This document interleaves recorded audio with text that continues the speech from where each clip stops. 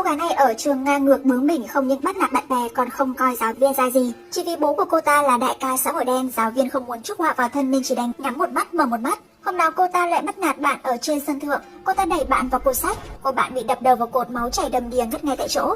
Nhưng cô ta không biết rằng bố của bạn vừa bị mình bắt nạt đáng sợ đến nhường nào.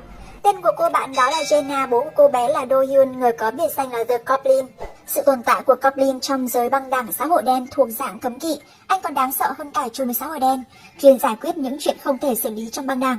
Thực lực của Goblin vô cùng đáng sợ, thường xuyên một thân một mình tiêu diệt cả bang phái. Do đó chỉ cần người trong băng đảng xã hội đen nghe thấy tên anh đều cảm thấy sợ hết hồn.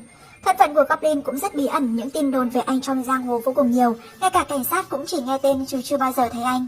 Goblin là sát thủ hàng đầu của băng đảng Baekjeong, ngay cả trùm băng đảng Baekjeong cũng phải nể nang anh.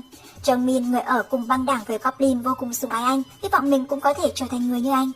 Hôm đó người của băng đảng Baekjeong bắt được gián điệp của cảnh sát, ông chủ bảo Jung Min đích thân giết người đó, nhưng giết cảnh sát là tội lớn, Jung Min mãi không dám ra tay. Ông trùm tức giận mắng anh ta là đồ bỏ đi. Đúng vào lúc này Goblin nhanh chóng cầm lấy con dao, lập tức lấy mạng đối phương. Cảnh này khiến Jung Min rất bất ngờ, cuối cùng anh ta cũng nhận ra mình và Goblin cách nhau xa đến đâu. Mà dù Goblin máu lạnh vô tình, nhưng khi đối mặt với vợ con lúc nào anh cũng tươi cười. Nhưng những lần như thế vợ anh luôn tỏ vẻ chán ghét vì tay chồng mình lúc nào cũng dính máu. Cô không muốn phải sống cả đời trong sự sợ hãi. Ngày hôm sau Jung Min lại đến tìm ông trùm xin ông chủ giới thiệu việc làm cho mình. Con gái anh ta đang nằm trong bệnh viện cần gấp một khoản tiền chữa trị. Lúc này ông trùm cũng đang định giết gà dọa khỉ, dù sao danh tiếng của Goblin trong bang phái quá lớn, địa vị của ông ta đang bị lung lay. Thế là ông ta bắt Jung Min đi giết một người này là thầy của Goblin. Vì con gái Jung Min không còn sự lựa chọn nào khác, nhưng anh ta còn không đánh lại Goblin, làm sao có thể hạ gục được thầy của Goblin chứ? Mới đầu Jung Min bị đánh thê thảm, chiêu nào cũng bị đối phương khắc chế. Đối mặt với một đối thủ yếu ớt như vậy, thầy của Goblin có chút khinh địch, kết quả bị Jung Min bắt được cơ hội phản công và giết chết ngay tại chỗ. Sau khi xong việc, Jung Min đến gặp ông trùm để hỏi tiền thưởng, nhưng đối phương nuốt lời chỉ đồng ý trả một phần nhỏ tiền thưởng. Jung Min đến gặp ông trùm nói lý lẽ, nhưng ông ta lập tức cho Jung Min một tát. Jung Min nổi trận lôi đình, liên tục thượng cẳng chân hạ cẳng tay với đối phương, cuối cùng đâm một phát lấy mạng đối phương. Đợi đến khi Goblin đến, ông trùm đã hấp hối rồi. Không may là lúc này cảnh sát dựa vào manh mối do gián điệp cung cấp đã đến đây. Nhìn thấy cảnh tượng trước mặt bọn họ đương nhiên cho rằng Goblin là hung thủ. Anh không giải thích gì hết, sống trong giang hồ có những chuyện không phải mình muốn là được. Anh không muốn tiếp tục đi trên con đường này từ lâu lắm rồi. Anh biết sớm muộn gì mình cũng có ngày này. Rất nhanh Goblin đã bị tống vào tù, phải chịu 8 năm tù giam. 2 năm sau vợ anh đưa con đến từ mặt anh. Cô không muốn con gái mình có một người bố là tội phạm giết người. Mà Jung Min, người giết đại ca, đã lên thế chỗ trở thành đại ca xã hội đen mới. Anh ta dẫn theo người đi khắp nơi giết người cướp địa bàn, thế lực không ngừng tăng lên, trở thành trùm xã hội đen nổi tiếng. Chớp mắt đến 8 năm sau, Goblin, người khiến các băng đảng xã hội đen vừa nghe tên đã sợ, cuối cùng cũng ra tù. Nhưng bây giờ anh đã khác xưa, anh chỉ muốn làm một người tốt, sống cuộc sống của người bình thường.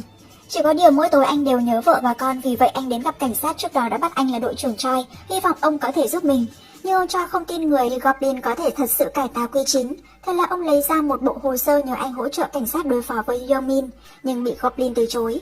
Cho đến khi ông Choi nhận được điện thoại của đồng nghiệp nói Goblin bị một kẻ say rượu đánh đến mức mặt mày bầm tím, lúc này ông Choi mới tin anh đã thật sự thay đổi, bởi vì nếu chuyện này xảy ra vào 8 năm trước chắc chắn kẻ say rượu kia đã bị chém làm 8 mảnh. Hôm sau ông Choi chủ động đến gặp Goblin, giao cho anh địa chỉ người nhà anh. Từ đó Goblin đến tiệm làm tóc của vợ cũ, nhìn thấy vợ và con gái bao năm không gặp, anh không nhịn được rơi lệ. 8 năm qua vợ anh một mình nuôi con khôn lớn, còn anh không thể làm tròn trách nhiệm của một người bố. Đúng vào lúc này một kẻ say rượu định bắt nạt con gái, Goblin lập tức xông đến, may mà vợ anh kịp thời ngăn cản mới không xảy ra chuyện. Bây giờ mặc dù anh đã rửa tay gác kiếm, nhưng điều đó không có nghĩa là người khác có thể động vào người thân của anh. Jenna vô cùng thông minh, cô bé vừa nhìn đã biết mối quan hệ của mẹ và Goblin không hề đơn giản, nhưng mẹ chỉ bảo họ là bạn của nhau. Để bày tỏ lòng cảm ơn, Jenna một mực đòi mời Goblin đi ăn, bởi vì cô bé cho rằng chắc chắn Goblin đang theo đuổi mẹ mình, vậy nên cô bé muốn tác hợp cho hai người. Nào ngờ đến tối vừa về nhà, mẹ Jenna đã gọi điện thoại cho anh, bảo anh đừng gặp con gái nữa, bởi vì cô không muốn Jenna biết mình có một người bố như thế. Ngày hôm sau, Goblin mua quà đến chào tạm biệt con gái, không ngờ trong lúc không để ý anh bị xe đâm trúng. Goblin liên tục xin lỗi đối phương để tiện bồi thường, sau này hai người còn trao đổi danh thiếp cho nhau. Không ngờ đối phương là cấp dưới của Jung Min. Khi Jung Min nhìn thấy tấm danh thiếp của Goblin, anh ta sợ hết hồn. Anh ta là người biết rõ nhất Goblin đáng sợ như thế nào. Ban đầu Goblin gánh tội và vào tù thay Jung Min, vậy nên anh ta nghi ngờ Goblin quay về là để báo thù. 8 năm trước anh ta đã phải sống dưới cái bóng của Goblin. 8 năm sau Jung Min vẫn không đủ dũng cảm để đối diện với Goblin, thậm chí còn sợ đến mức gặp ảo giác. Vì vậy Jung Min lệnh cho đàn em giám sát Goblin 24/24, xem Goblin có thật sự sửa tay khắc kiếm hay không. Và bên phía Jenna, mẹ thấy cô bé cầm quà của Goblin lập tức nổi trận lôi đình. Đây cũng là lần đầu tiên Jenna cãi nhau với mẹ. Cô bé nói với mẹ cho dù lúc cô bé ở bên cạnh mẹ cô bé vẫn cảm thấy sợ hãi, bất an, nhưng khi ở bên cạnh Goblin cô bé lại cảm thấy rất an tâm. Jenna không hiểu nổi tại sao mày lại nghĩ trăm phương ngàn kế ngăn cản mình, có lẽ đây là mối liên kết máu mủ sâu xa. Nếu như con cần bố vậy cô cũng có thể chấp nhận. Đến tối mẹ Jenna tới gặp Goblin cắt tóc cho anh. Cô còn bắt Goblin hứa với mình cho dù sau này phải đối mặt với chuyện gì anh cũng nhất định không được để con gái thất vọng. Goblin vui mừng đồng ý, mặc dù anh đã quyết định rời khỏi giang hồ nhưng nơi nào có người nơi đó chính là giang hồ. Rất nhanh đã có người đến gây chuyện với anh. Trong miên phái cấp dưới theo dõi Goblin nhưng cấp dưới vô cùng nghi ngờ về những truyền thuyết hào hùng của Goblin nên tự ý gây chuyện với anh. Vừa gặp đã đấm Goblin một cái. Thấy Goblin không đánh trả hắn lại tiếp tục thượng cẳng chân hạ cẳng tay. Goblin cố gắng nhẫn nhịn vì gia đình của mình. Sau khi về cấp dưới báo lại cho Jongmin biết Jongmin bị dọa sợ hết hồn, tức đến mức đánh cấp dưới một trận. Chỉ có điều bị sỉ nhục như thế Goblin vẫn không ra tay, không khỏi khiến Jongmin nghĩ rằng Goblin thực sự đã rút khỏi giang hồ. Nào ngờ lúc này con gái của Jongmin và con gái của Goblin xảy ra xô xát ở trường. Con gái của Jongmin từ nhỏ đã được nuông chiều, ở trường thường xuyên bắt nạt bạn bè. Jenna không chấp nhận nổi hành vi này nên lên tiếng ngăn cản, kết quả bị đẩy đập đầu vào cột, rách đầu chảy máu. Biết tin con gái gây chuyện, Jongmin lập tức chạy đến thu dọn hiện trường. Đầu tiên anh ta dùng con gái của cô giáo để đe dọa cô im miệng, đồng thời đe dọa các bạn khác sửa khẩu cung nói Jenna chơi đùa với các bạn không may té đập đầu, khiến cảnh sát cũng không thể xử lý chuyện này. Kết quả tốt nhất là hòa giải với đối phương, nhiều lắm bồi thường ít tiền cho xong chuyện. Cuối cùng cô bạn bị bắt nạt đã dũng cảm đến gặp Goblin nói cho anh biết toàn bộ sự thật. Sau khi biết đầu đuôi câu chuyện, Goblin lập tức đến gặp cô giáo, nhưng vì sợ hãi nên cô giáo trốn tránh không nói đến chuyện này. Goblin chỉ đành đích thân đến hỏi con gái của Jongmin, anh không hề có ác ý. Nào ngờ cấp dưới của Jongmin thấy vậy cho anh một đá. Rất nhanh Jongmin đã nhận được điện thoại báo cáo của cấp dưới nói Goblin đến trường tìm con của anh ta. Lần này cuối cùng Jongmin cũng không nhịn được nữa, quyết định chủ động khai chiến với Goblin. Anh ta lệnh người đến bệnh viện bắt cả vợ và con gái của Goblin đi, còn đặc biệt quay video lại cho Goblin xem. Gia đình là giới hạn cuối cùng của anh mà không ai được phép động đến. Vì bọn họ, Goblin có thể không do dự cầm vũ khí chém giết. Lúc này vị thần chết kia cuối cùng cũng trở lại, ánh mắt của anh sắc bén nhanh chóng lao vào đoàn người. Một đám nhãi nhép không ai có thể chịu được một đòn của anh. Chưa đến 10 giây cả hành lang máu chảy thành sông, những người ở đó bị anh giết hết không trừ một ai. Nhận được tin, Jongmin vội vàng đưa Jenna đến nơi khác chuẩn bị chào đón cơn thịnh nộ của Goblin. Nào ngờ Goblin tấn công thẳng vào hang ổ của anh ta. Sau khi giết chết vài tên vệ sĩ, Goblin cũng bắt cóc con gái của Jongmin.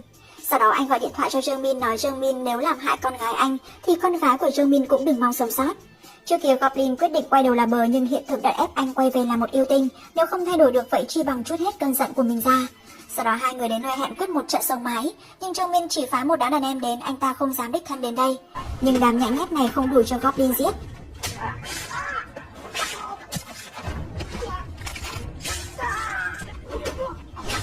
Chỉ trong chốc lát cả đám đàn em đều bị giết. Cánh tay phải của Jongmin chỉ có thể đích thân ra trận, nhưng ở trước mặt Goblin hắn cũng chỉ có thể gắng gượng được 10 giây đã bị Goblin giải quyết. Trước khi chết hắn nói ra vị trí của Jongmin, Goblin lại lập tức đến đó. Anh đã hứa với vợ sẽ không khiến con gái mình thất vọng. Đây là nơi khai sinh của băng đảng Baekjeong, cũng là nơi hai người bắt đầu bước ra giang hồ.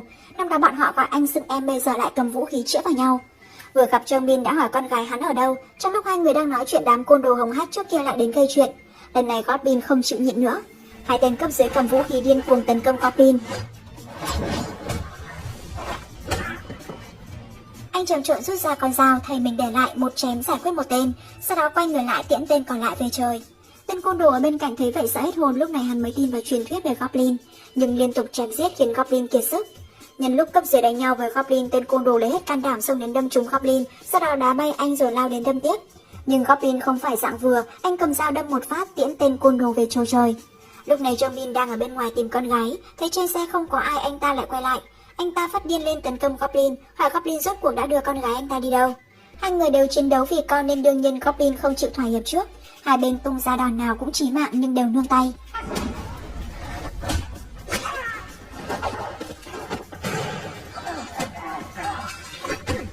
Cứ như vậy hai người bố đánh qua đánh lại cho đến khi kiệt sức, cả người đầy vết thương. Jongmin quỳ dưới đất cầu xin Goblin trả lại con gái cho mình, nhưng anh ta không biết rằng Goblin đã nhờ người đưa con gái Jongmin về rồi. Mà con gái của Goblin bị Jongmin giấu ở căn phòng bên cạnh. Thấy con gái cuối cùng, Goblin cũng mỉm cười, anh không để con mình thất vọng.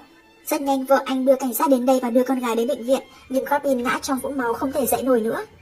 Trên đây là toàn bộ nội dung của bộ phim The Goblin. Các bạn thấy bộ phim này có hay không? Nếu thấy hay thì bình luận số 1, thấy cũng bình thường thôi thì bình luận số 2.